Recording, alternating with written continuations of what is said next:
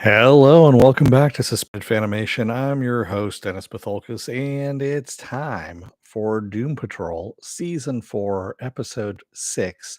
This is the mid-season finale, Hope Patrol. Welcome, everybody. Let me take care of some business first, and we'll get down to it. If you like what you see here, like, share, and subscribe. If you're still on the fence about subscribing, take a look at the video. It pops up at the very end here. YouTube takes the algorithms of all the stuff you've been watching and tries to match it as best as possible to one of the videos, my vast video library, and pops it up here just for you. And if you like what you see there, please hit that subscribe button down below there. And if you can, hit that like button, the share button as well. And if you want to know when I'm going to be on live again next, you can either gamble and hit that little bell down below, and YouTube may or may not notify you when I come on live. Best thing to do is go over to suspendedfanimation.com. Take a look at the schedule I have up there. I change it out every week. Also, I have all the links to my social media there and all the links to my pages as well. All right, let's get to it, shall we? Spoiler alert, I am going to spoil the episode. If you have not seen the episode, go and watch it. Come on back. This will be a video you can comment down below in the comment section. Give you enough time to hit pause, whatever you need to do, all that kind of good stuff. All right. So where we left off was, of course, we saw Jane as a baby, and Bunbury was removing, well, it looked like her immortality is what was going on. Is Bunbury was removing her immortality. This episode, we show up. Cliff is working on his car, and Jane wakes up in the backseat of the car, and she is fine. Uh, although she's a bit older now. She's got some gray hair, she's got some wrinkles, that kind of stuff. And Cliff, she's basically asking what the hell happened. And Cliff said, everyone got reversed, or, they got reversed. And after he had taken off and crashed into a ditch because he went baby brain, of course, um, he realized how much of an asshole he was. He came back to pick up Jane, and Jane was a baby on the ground, and he picked her up, and because it was one of his worst fears, as he was saying. Um, and he pretty much tries talking Jane into, the end of the world is coming.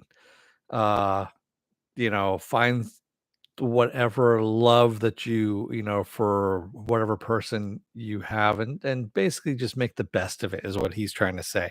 Cliff has already kind of gone into acceptance at this point. And Jane's like, fuck that, I'm gonna fight this, and she leaves. And Cliff ends up, we start seeing a little more signs of dementia kicking in. His oven mitt glove hand starts talking to him, calling him Pop Pop. And yeah, Cliff is starting to lose it a bit. Rita and Madame Rouge, on the other hand, are still at the bus stop, and they have aged, back to themselves again. They are no longer kids or babies. And they have reason to believe that they need to go someplace to figure out where this is going on. So they make a plan to go back to the Bureau of Normalcy, which may or may not be a good thing. Vic, on the other hand, is over at Derek's. Derek is driving him back home, after Vic has grown back up again. And yeah, there's all kinds of weird stuff that's happening. And he's trying to explain to Derek that the superhero life is chaotic. And he also tries to explain to Derek that he wants to go back to the way things were between them, if he could go back in time and make things right the way they were. Of course, he knows that they can't. And Derek pretty much tells him, you know what, man, everything's good between us. You know, it's they've grown apart as people, which happens when you age. You grow apart from your friends, that kind of stuff, people you grew up with. And he tries to explain that to Vic, and Vic is kind of getting that. In the meantime, Larry is with Mr. 104 Rama, and he they are in Orquith is what this place is. Orquith and the Scissormen.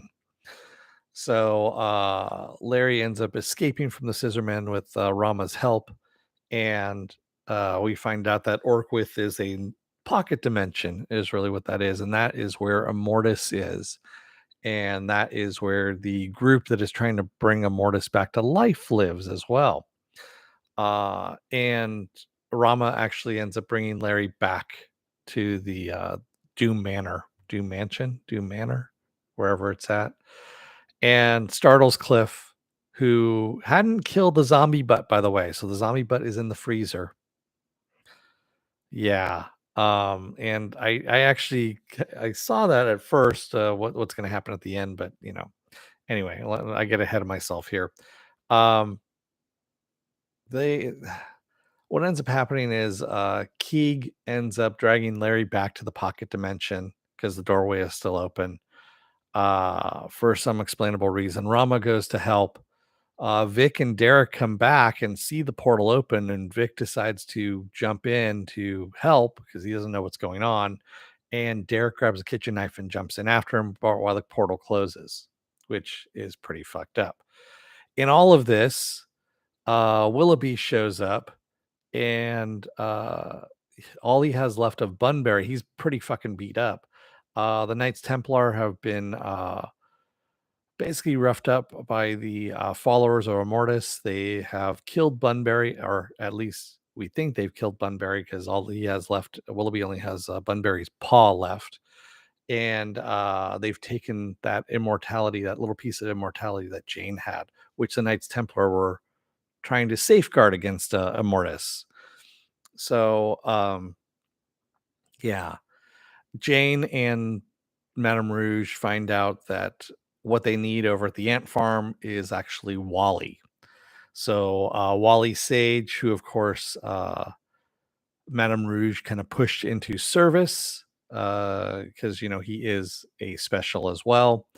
And he turns out to be the guy who we saw at the drawing board at the end of episode 4.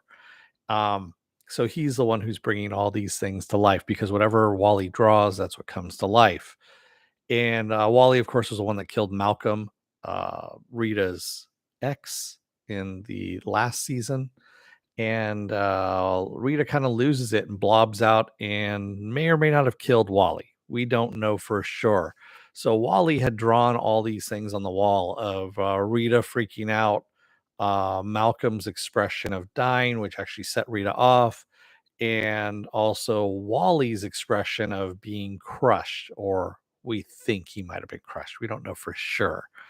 Um, I still don't know if he's the mastermind behind this or not, because at the end of all of this, Cliff and I also forgot. Jane actually went and saw the fog, and she is going to kiss her but doesn't, and then kind of leaves. There's it was kind of a weird scene, but anyway, she ends up telling Cliff later that she thinks she doesn't deserve love. um so everyone right now is in Orquith at this point, and um I should say Cliff and Jane end up deciding to take the fight to Immortus, so they end up in the pocket dimension as well. And Larry decides to let Keeg do his thing because Keeg shows Larry how he dies in the apocalypse, the apocalypse. He gets ripped apart by zombie butts, by the way, and decides to have Immortus take his piece of immortality out of him because that's what Keeg thinks is going to be the best thing to do. Yeah. So what ends up happening is everyone ends up getting captured by Immortus, and Cliff is the last one that has his piece of immortality, which is of course in his brain, which has been sucked out as of yet. Well, both his brain and the immortality piece. So, but the last final thing is that his hand, his oven mitt hand, which kind of almost looks like this. I should draw a little face on this thing. Talks to him and says, "Hey, Pop, did you close the freezer?" Which is one of the things I noticed, that he didn't close the freezer, and I was like, "Oh fuck." Cliff is the one who starts the zombie apocalypse, of course, obviously. And sure enough, we see the zombie butt defrosting and getting out of the freezer and, you know, craving brains is where we're at. And that's kind of how we leave off this season finale, or mid-season finale, I should say. Um, yes, we didn't have Dorothy, we didn't get Space Case in there, which of course are introduced, which are going to be an integral part of the story. We know Willoughby needs to pull his shit together at this point. Um, and the whole thing of Hope Patrol, I'm getting is, acceptance of the shit that they're going through, that they're always going to be facing end of the world type of situations. That is what that's what they deal with now. And well, if they're immortal still, if they get their immortality back, that's what they're always going to be dealing with is end of the world type situations. And is it fair? No, it really isn't. But at the same time, who else is going to fucking do it? Right. So, yeah, it's really, so that's when it becomes like the hope portion is what do you live for if your everyday job is saving the world over and over and over again, right?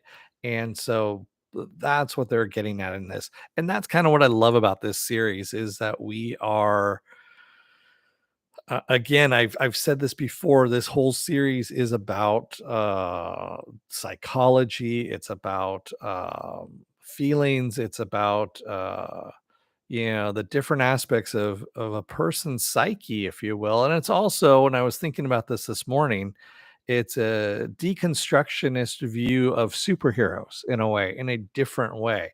Yes, Alan Moore did deconstructionist superheroes with Watchmen in a different way. This, I want to say, is Jeremy Carver's version of superhero deconstructionism in a different way. And it's actually more of the psychological, which I'm liking a lot better, quite honestly. I mean, Watchmen, yes, has its place in history, but I think 10 years, maybe 15 years down the line, if people actually look back at this series, you're going to see this is also another pivotal point in superhero evolution, if you will, in the way superheroes are. Yeah. Yeah, I am getting a little bit deep on this one, possibly, but that's what I'm looking at this as is it really is a yeah, it is a deconstructionism of superheroes. And basically it's psychological terms. So really well done. I love this series. Can't wait for the second half of this to come back. So we find out what's going on. I don't know when the hell it's going to come back because, of course, HBO Max is well, HBO in and of itself is just a shit show at the moment. So we don't know when shows are coming back. Titans, the second half of season 4 of Titans, we don't know when that's coming back, which honestly no one really cares. Um, but yeah, I'm really want to know when the hell the second half. Well, most likely the second half of Doom Patrol is going to come back after the second half of Titans airs. So hopefully we get an idea of when that's going to be. So what else do I have going on? Um, I moved the Bad Batch from last night to tomorrow night. And the reason for that was we had some pretty severe storms going on here in California, and I was having power flickering going on. So I wasn't sure if it was going to stay on or if it wasn't. So I moved it over to Friday. Today's a lot better. We're not having the high, well, we still have the high winds, but we're not having the pounding rains and all that kind of stuff going on. So, and also you see the lights aren't flickering kind of thing either. So that's going to be tomorrow night is going to be the Bad Batch season 2 episodes 1 and 2. I'm doing them both at the same time. Saturday I'll be off. Sunday will be the Sunday edition of Saturday Morning Blast Off, where I take the genre news of the week and any genre stuff you guys want to talk about. We talk about it. Monday, I'm gonna be off, and then Tuesday is gonna be another episode of Is It Worth My Time? That is, I don't know what I'm doing as of yet, so we'll think of something. Something will pop up, obviously. Wednesday will be The Bad Batch. I'll move that episode 3 over to there, and we'll see what happens on Thursday if Titans comes back, or well, Titans I'm not going to be covering anyway, but still, we'll see what happens after that point. Actually, there is if you go over to suspendedfanimation.com, you'll see all the future stuff that's coming up too. And I can't remember exactly what is coming up next. Oh yeah, that's right. The Last of Us is on January 15th, which is a Sunday. So that's going to be not this coming Sunday, but the 15th Sunday. And The Legend of Vox Machina season 2, which drops 3 episodes every week. That's going to be January 20th. So yeah, that's about as far as we get on all of that.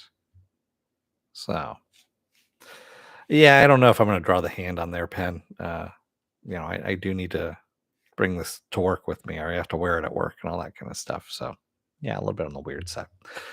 Anyway, I'm going to let you guys go for the night. Thank you to everybody who joined me tonight in the chat. And thank you if you made it this far in the video. If you're still on the fence about subscribing, take a look at the video. It pops up at the very end here. YouTube takes the algorithm of all the stuff you've been watching and tries to match it as best as possible to all the videos, my vast video library, and pops it up here just for you. And if you like what you see there, hey, please hit that subscribe button down below there. And if you can, hit that like button and the share button as well. And if you want to know when I'll be on live again next, go over to suspendedfanimation.com. Take a look at the schedule I have up there. I change it out every week. Also, I have all the links to my social media there and all the links to my pages as well. All right. I'm going to let you guys go for the rest of the night. I'm going to go and see how many more times that Kevin McCarthy has lost, because it's just too fucking funny. It just gets funnier each and every time that he does it. So, yeah, I'm going to go take a look at that. So until tomorrow, don't let the door hit your ass on the way out. Otherwise, you may end up with a, oven mitt on your hand with a face on it that's, duct taped to your hand, talking to you because, you're starting to get dementia and things are going a bit weird. And you started a zombie apocalypse kind of on accident, but also just because, yeah, anyway, it's a long story. Thanks, everybody. I will see you again tomorrow. Until then, stay safe, be well, take care, wear those masks, get those vaccine shots, and get the boosters as well. It doesn't work without the boosters. And stay safe out there, everyone. Thanks. Have a good rest of your night, and take care, everyone. Good night.